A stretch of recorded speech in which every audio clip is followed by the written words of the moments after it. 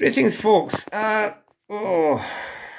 Beautiful summer weather turned rather sour today, so I've been doing a couple of things for myself and for friends. It was my son's 16th today.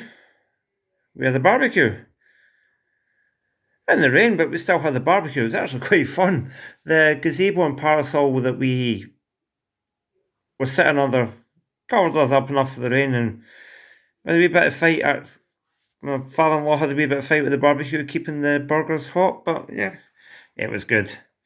Good Scottish fun. This is something I don't normally do. This board is already booting, but it's got a lamp and display fault. Now, normally I won't deal with stuff like that. I usually spend my time dealing with boards that absolutely don't boot. And this one's had some really good repairs done to it. Thumbs up to the guy that worked on this previously, because he's reconstructed traces there, and it looks like he's done it by eye. He's put little single strand wires in there, and then looks like he's varnished over it or etched this or whatever. But it's an absolute cracking job. That's something I normally don't have to do. But then, as I keep saying to people, I don't like to deal with these Yamaha boards anyway, because the solder mask is very brittle. They're a bit of a pain. But yeah, this one's all working. It's got sound, and the rails and everything run. All the buttons work. It's just got some banks of lamps out, and the displays don't work at all. Now I thought straight away, oh yeah, it's a transistor fault. But I've tested these transistors, and all the transistors are fine. I've done a diode test them. They're all about 0.600 or so. There's no shorts, there's no open circuits. They're all beautiful. And I tested we're not switched on in a minute, so don't worry, you won't hear any beeps. I tested the driver for the displays here, and even though I'm getting no displays showing up, the driver's blinking away like a good one. So all the LED displays should be lighting, even if one or two of the display driver was out, you would still got other ones lighting, but they're not. So then the mystery begins. So I had to dive into I'll show you what's going on first of all. Yes, it is quite a mystery at the minute. You've got no displays at all. Now, you'll see I've not got the expansion card connected up, but I know this board is booting anyway. It stays in out of reset, sorry, and sometimes the alpha display in that this big expansion card can get in the way. But there's a good way you can test the digital displays anyway. You just flip the reset switch here to on, and that'll flash 4.2 over and over again. When you flip that switch to on, you're not actually resetting the board. You're causing an interrupt in the board that's causing it to jump off and go, oh, I need to reset now. And then it'll do like a software reset when you turn that back off, and the game will restart. But it'll flash 4.2 in this display like crazy to tell you that switch is on. So anyway, that's where we are at the minute. I'll show you if I just quickly grab one of the pins for the segment driver. You see, as far as the driver's going, it's flashing 4.2. And I can do that same test around about the two ULN chips here that drive the transistors, and they're all blinking away like good ones as well. If you're wondering why I'm looking at the lamp drivers as well as the LED segments, it's because the LED sinks are driven through these transistors. It's quite a clever thing that fruit machine makers do, that the source circuit for the lamps and LEDs comes off at completely different areas of the board, but when you're driving them, you sync them all through the same transistors to ground. It basically saves space in the board. But anyways, there's nothing running. Nothing at all is working. So, display wise, anyway, nothing's working. So it led me to do a bit of detective work. When you get something like this, you have to go to the schematics. I mean, if you just probe around things randomly, you've got to be there all day. And I think that's maybe what the problem has been with this repair. Whoever's been doing it before me, they've not had schematics. They've just been probing around, tracing things. Maybe using a light box to look where traces go. I'll turn myself out. But it's not, it doesn't sometimes, it doesn't, I mean, you can repair a boot fault on one of these by just doing it by eye, using a light box and linking traces wherever they go, but no. When you get a fault like lamps and stuff, you have to go to the schematics. Which happened to be here. So, I'll just randomly flash through some pages here. And wait for it to focus. Sometimes it doesn't want to focus. There we go. So that chip there, this 154 up here is providing this information here. There's our 154 sitting there. And I checked the logic probe, I checked all these lines, everything's working. So,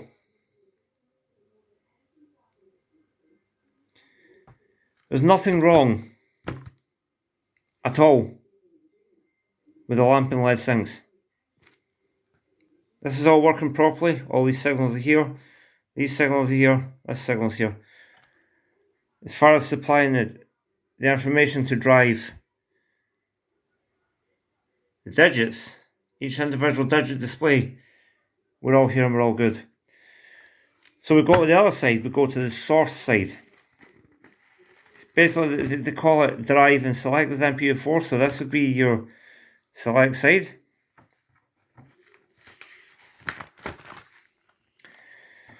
Which we know is fine, so we go back in the schematics until we find. And if I jump to the page here, I might have done. I don't need to go one further back. Let that you understand. A lot of stuff lying about as well. Yeah, I've lost the page for the drive side. Ah, it's it's on the. I can't see it from looking at it. It's on the same page. Anyway, we know the sync data is all working, so we go to the source side, and right away I found something very strange with the source side. The clock for a couple of these 374s here. God, the focus is terrible. There we go. The clock pin here, pin 11, for a few of these 374s, stuck high. And I thought, well, how's that possible?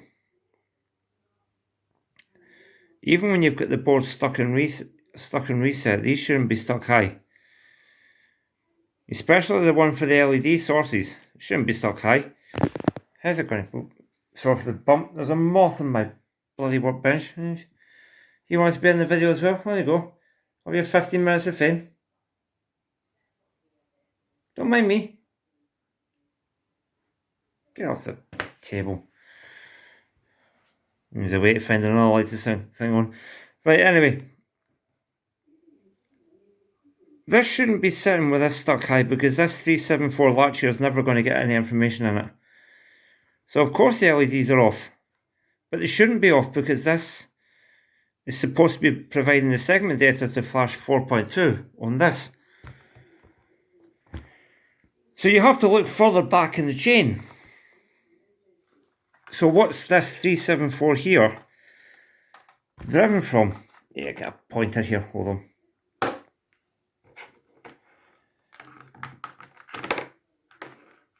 I'll use my multimeter lead. Oh god, this is ridiculous. Quality of the video is terrible here. I'm always bad at making videos. So we've got no information coming out here. These are all low. These are pulsing away, but nothing can happen with them because this is stuck high. So we'll follow it back. And we'll follow it back into the next page.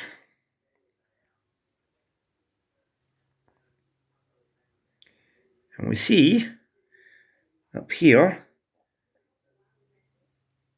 it comes, you can't see that very clearly, but that comes from line MPX2.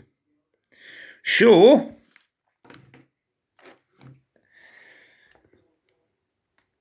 we need to find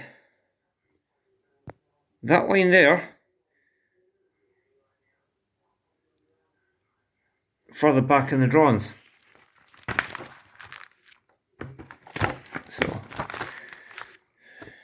here we are here.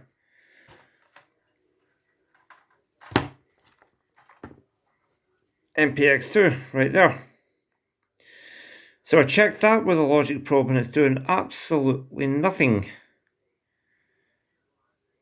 It's just sitting there. I believe it was stuck low actually. No, stuck high, sorry, stuck high. It's stuck high and doing absolutely nothing at all. But pin 11 here for MPX1 was sitting doing nothing, but MPX0 was pulsing. I thought, well, we've got some multiplexer working, but we don't have the one we need, which is the one for the LED drivers. So you think, well, no, that's impossible. That can't be right. So we'll check the other pins. I checked the gate pin. That's pulsing away. So it's a 139, by the way, at U4. It's like a 2 to 4 decoder. You put a 2-bit binary address in here, and one of these 3 lines pulses. It's quite simple in the way it works. It's like a small LS138. But anyways, really you would expect all of these to be pulsing, especially MPX2, because you're supposed to be driving the LED displays. But it's not. It's sitting stuck high. The only one pulsing is Mach 0, which shouldn't be in use just now because we really don't have any lamps running because we're stuck in reset. We've powered the board on with that reset switch on, so there shouldn't be any lamps starting anyway.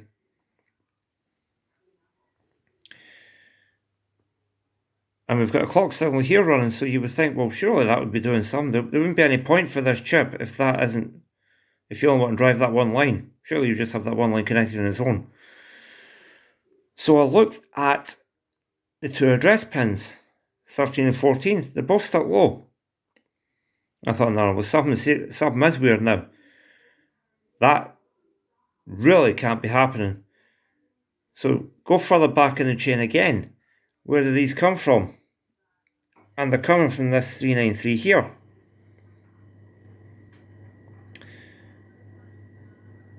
Both the output pins are stuck low. But this pin here, which is being driven by a clock output, is pulsing. I thought, well, something odd there. Surely that's pulsing. These 2 pins here should be doing something.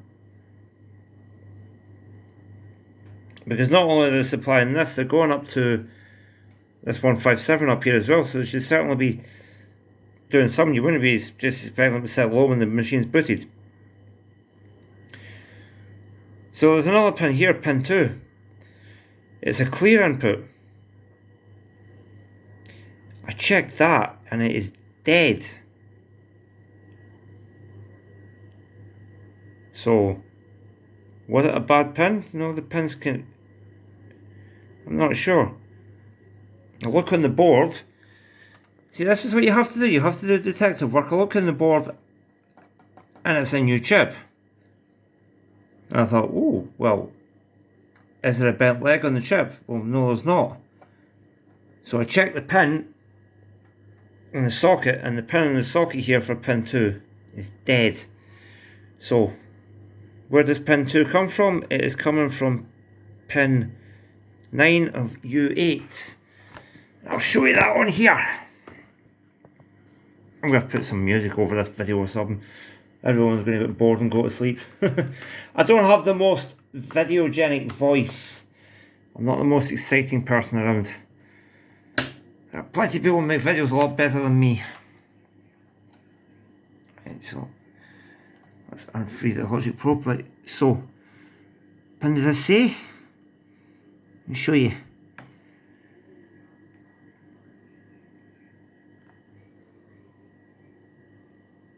And you can just about see that. Hold on a minute. I wonder if it'd be better to turn the... Yeah, turn that off. Right. That's better.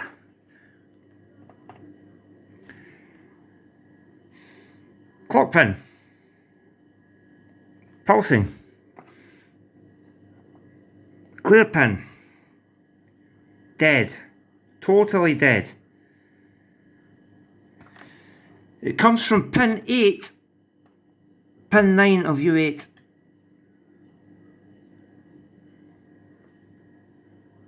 There's we're clear.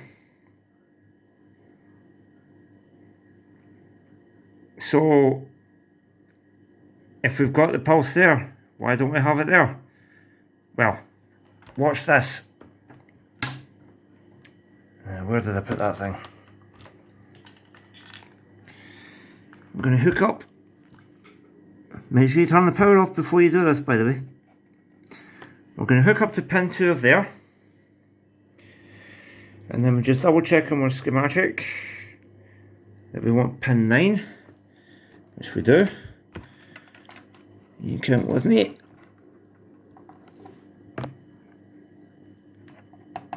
U8's here. 1, 2, 3, 4, 5, 6, 7, 8, 9. We want pin 9. Then we connect to pin 9 of U8. Like so. Make sure we've got a good connection, which we have. So, let's try that again. Would you look at that? There is a bad trace there between those two chips. And I think you've got a bad amp as well, because that amp is starting to heat my hand up, to be honest. But apparently the sound's good, so we won't worry about that for a minute.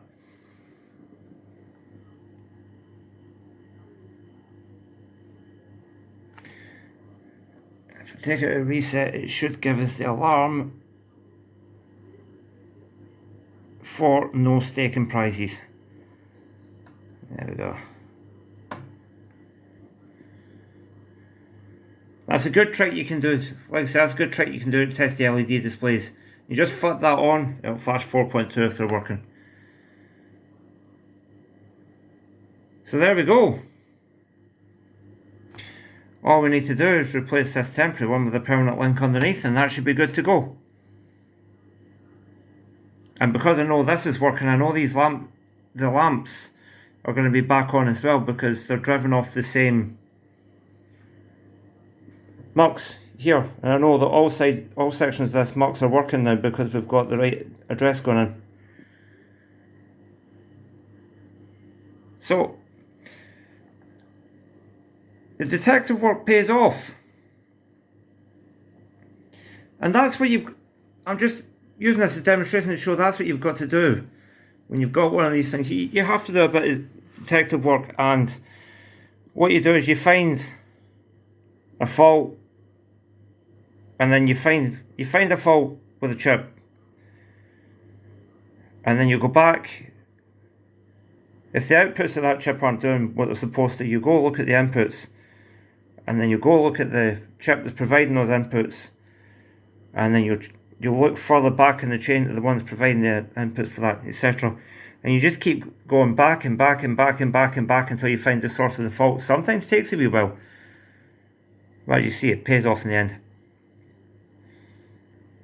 So, I'm going to go ahead in the morning and connect that up. I won't do a video of it because it was just shown. This is a bit basic example, but I'll connect that up and this one will be good to go. Well, more or less good to go. We'll have to do something with this expansion card. We'll test that as well. But yeah. Okay, so switch off for the minute because it's late at night. But yeah, that'll be another one fixed. And I hope to have more stuff on the channel for you soon. some more slightly dafter and more interesting things, I think. There's a lot going on right now. I'll try and video some things I get through them. There's some things to do with house, there's some things to do with project work, there's things to do with myself, my bike, stuff like that. Yeah. I just use this as a personal documentation and a repair log. So I've got a visual log of everything that I've been doing, in case I need to refer back to them if I find the fault again on a different board. But anyways, leave a comment, subscribe. All criticism is good criticism. And do you think I should put some light background music on the videos? If you do, leave a comment. If you have any suggestions for music, I don't know. I'm not the best at making videos, so yeah. But yeah, bye bye for now.